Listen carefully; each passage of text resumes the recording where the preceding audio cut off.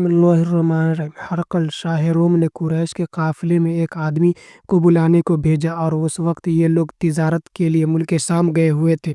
और वो ज़माना था जब रसूलुल्लाह सल्लल्लाहु अलैहि वसल्लम ने कुरैश और अबू सुफियान के साथ एक वक्ती अहद किया हुआ था। जब अबू सुफियान और दूसरे लोग हरकल के पास एलिया पहुंचे, जहां हरकल ने दरबार तलब किया था, इसके गिर्द रूम के बड़े बड़े लोग, उलमा, गुजराओ, उमरा बैठे हुए थे। हरकल ने उनको और अपने तर्जुबान को बुलाया, फिर उनमें से पूछा, तुम में से कौन शख्स मुद्दई रिसालत का ज्यादा करीबी अजीज है? अबू सुफियान कहते कि मैं। बोल उठा कि मैं उसका सबसे ज्यादा करीबी रिश्तेदार हूँ। यह सुनकर हरकल ने हुक्म दिया कि इसको, अबू सुफियान को मेरे करीब लाकर बिठाओ और उसके साथियों को इसकी पीठ के पीछे बिठा दो। फिर उसने अपने तर्जुबान से कहा कि इन लोगों से कह दो कि मैं अबू सुफियान से उस शख्स के यानी मोहम्मद सल्लल्लाहु अलैहि वसल्लम के हालात पूछता हूँ। अगर यह मुझसे किसी बात में झूठ बोल दे तो तुम इसका झूठ जाहिर कर देना। अबू सुफियान का कौल है कि अल्लाह की कसम, अगर मुझे ये किरत ना आती कि ये लोग मुझको झुठलाएंगे तो मैं आप सल्लल्लाहु अलैहि वसल्लम की निस्बत ज़रूर गलत गोई से काम लेता। खैर, पहली बात जो अरकल ने मुझसे ये पूछी कि हुई वो ये कि उस शख्स का खानदान तुम लोगों में कैसा है। मैंने कहा वो तो बड़े ऊंचे आली नस्ब वाले हैं। कहने लगा, इससे पहले भी किसी ने तुम लोगों में ऐसी बात कही थी? मैंने कहा नहीं। कहने लगा, अच्छा उसके बरों में कोई बादशाह हुआ? मैंने कहा नहीं। फिर उसने कहा, बड़े लोगों ने उसकी पैरवी इख्तियार की या कमज़ोरों ने? मैंने कहा नहीं, कमज़ोरों ने। फिर कहने लगा, उसके तावेदार रोज बढ़ते जाते हैं या कोई साथी फिर भी जाता है? मैंने कहा नहीं। कहने लगा, क्या आपने इस दावाए नबूवत से पहले कभी किसी भी मौके पर उसने झूठ बोला? मैंने कहा नहीं। अब हमारी इससे सुलह की एक मुकर्रर मुद्दत ठारी हुई है, मालूम नहीं वो इसमें क्या करने वाला है। अबू सुफियान कहते हैं कि मैं इस उस बात के सिवा और कोई झूठ इस गुफ्तगू में शामिल न कर सका। हरकल ने कहा, क्या तुम्हारी उससे कभी लड़ाई हुई है? हमने कहा हाँ। बोला, फिर तुम्हारी और उसकी जंग का क्या हालत होता है? मैंने कहा, लड़ाई डोल की तरह है, कभी वो हमसे मैदान जंग जीत लेते हैं और कभी हम उनसे जीत लेते हैं।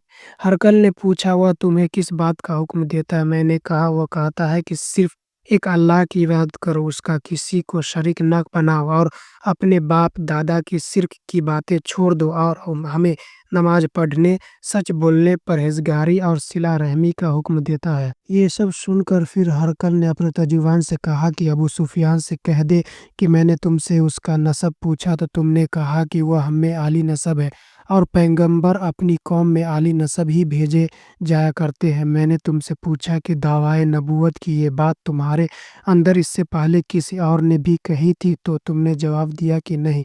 तब मैंने अपने दिल में कहा कि अगर ये बात इससे पहले किसी और ने कही होती तो मैं समझता कि उस शख्स ने भी इसी बात की तस्दीक की जो पहले कही जा चुकी है। मैंने तुमसे पूछा कि उसके बरों में कोई बादशाह भी गुजरा है तो तुमने कहा नहीं। तो मैंने अपने दिल में कहा कि उनके बुजुर्गों में से कोई बादशाह हुआ होगा तो कह दूंगा कि वह शख्स इस बहाने अपने आबाओ अजदाद की बादशाहत और उनका मुल्क दोबारा हासिल करना चाहता है। और मैंने तुमसे पूछा कि इस बात के कहने यानी पैगंबरी का दावा करने से पहले तुमने कभी इसको दरोगोई का इल्ज़ाम लगाया है? तुमने कहा कि नहीं। तो मैंने समझ लिया कि जो शख्स आदमी के साथ दरोगोई से बचे हुआ अल्लाह के बारे में कैसे झूठी बातें कह सकता है। और मैंने तुमसे पूछा कि बड़े लोग उसके पैरों होते हैं या कमज़ोर आदमी? तुमने कहा कमज़ोरों ने उसकी इत्तबा की। तो दरअसल यही लोग पैगंबरों के मुत्तबईन होते हैं। और मैंने तुमसे पूछा, उसके साथी बढ़ रहे हैं या कम हो रहे हैं? तुमने कहा कि वो बढ़ रहे हैं और ईमान की कैफियत यही होती है हत्ता कि वह कामिल हो जाता है। और मैंने तुमसे पूछा कि आया कोई शख्स उसके दीन से नाखुश होकर मुर्तद भी हो जाता है? तुमने कहा नहीं।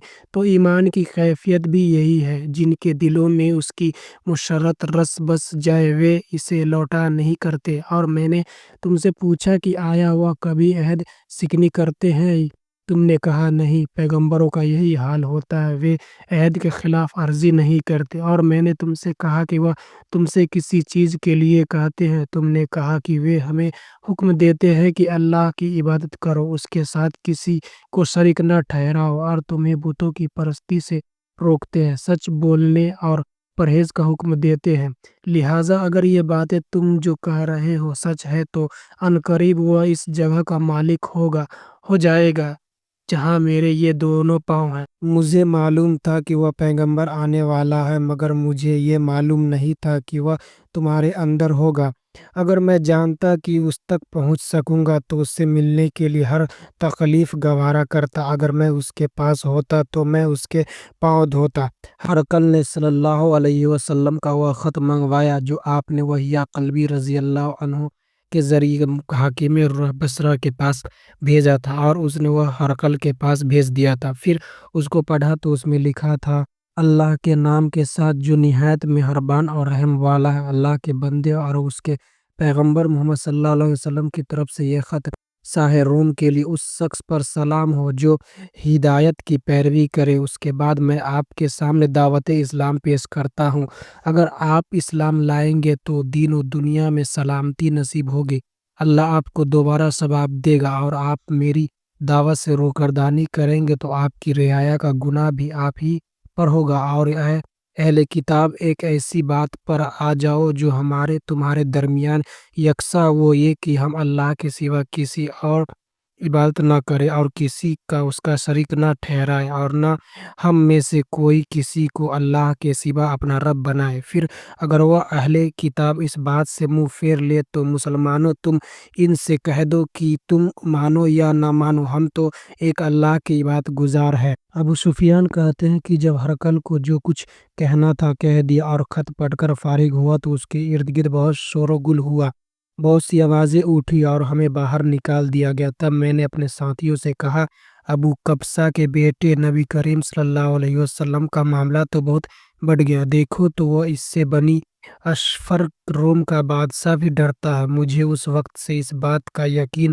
ہو گیا کہ نبی کریم صلی اللہ علیہ وسلم عنقریب غالب ہو کے رہیں گے، حتیٰ کہ اللہ نے مجھے مسلمان کر دیا۔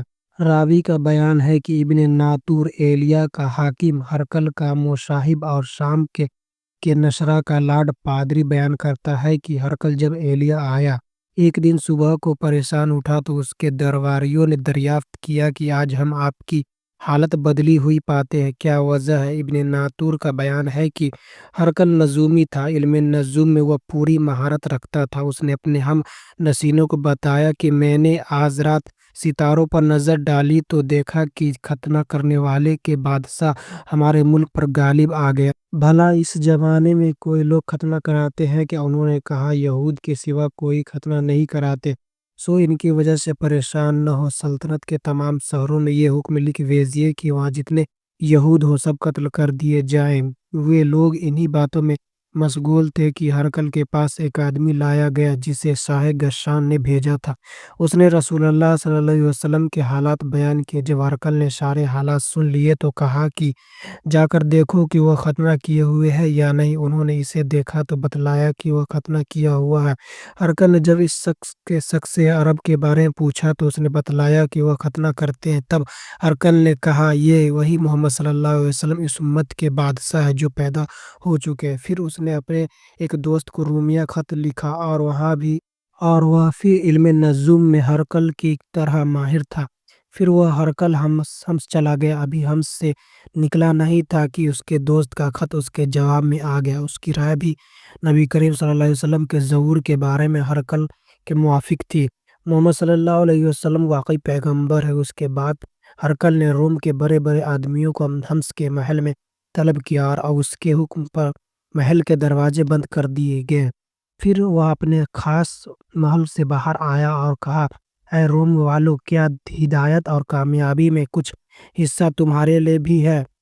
مگر تم اپنی سلطنت کی بقا چاہتے ہو تو اس نبی کریم صلی اللہ علیہ وسلم کی بیعت کر لو اور مسلمان ہو جاؤ۔ یہ سننا تھا کہ پھر وہ لوگ بے حسی گدھوں کی طرح دروازوں کی طرف دوڑے، مگر انہیں بند پایا۔ آخر جب ہرقل نے اس بات سے ان کی یہ نفرت دیکھی اور ان کے ایمان لانے سے مایوس ہو گیا تو کہنے لگا: ان لوگوں کو میرے پاس لاؤ۔ جب وہ دوبارہ آئے تو اس نے کہا: میں نے جو بات کہی تھی اس سے تمہاری دینی پختگی کا آزمائش مقصود تھی، سو وہ میں نے دیکھی۔ تب یہ بات سن کر سب کے سب جو اس کے سامنے سجدے میں گر پڑے اور اس سے خوش ہو گئے۔ بالآخر ہرگل کی آخری حالت یہی رہی۔